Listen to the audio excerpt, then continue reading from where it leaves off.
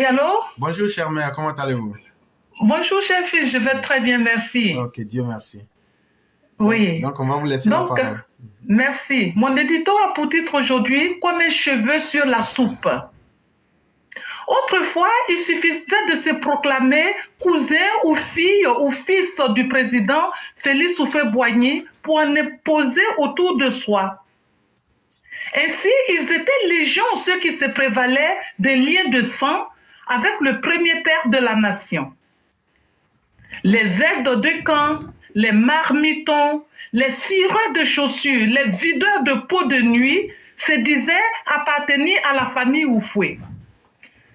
Cette famille était, disons-le, constituée comme une véritable cour royale à Caen.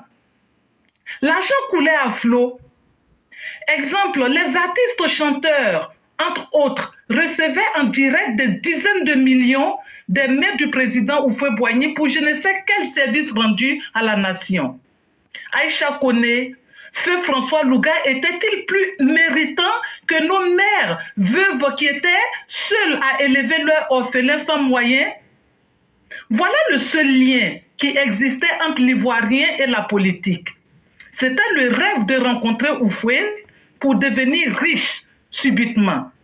Et cette conception de la politique à la peau dure. Pourquoi? Parce que les successeurs du grand homme n'ont pas fait mieux. Le premier a enseigné l'arrogance, se rendant lui-même coupable de succéder en arrachant, en s'imposant au peuple, en lui demandant de la fermer et de lui obéir. Le second est devenu paranoïaque après avoir été appelé à la rescousse pour établir un état de droit. Lui, qui avait promis balayer la maison, s'y est installé avant de l'avoir balayé. Il sera balayé par le troisième avec ses manigances. Lui, le troisième, c'est-à-dire Gbagbo Laurent, viendra introduire le plaisir de la chair au plus grand niveau. Tout résidait dans les fesses des femmes. C'est le postérieur des femmes qui décidait au haut niveau. Et l'Ivoirien s'est enfoncé un peu plus dans l'abîme.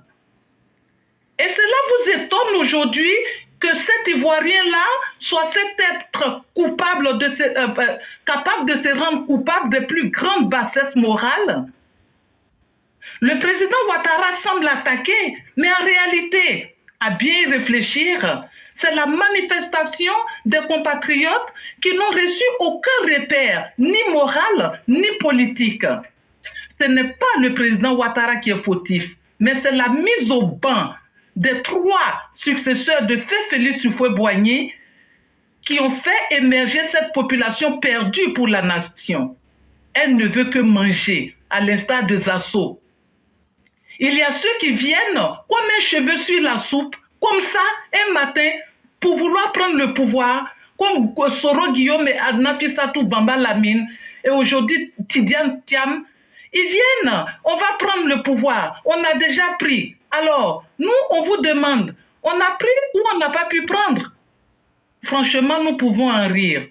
Merci et à bientôt.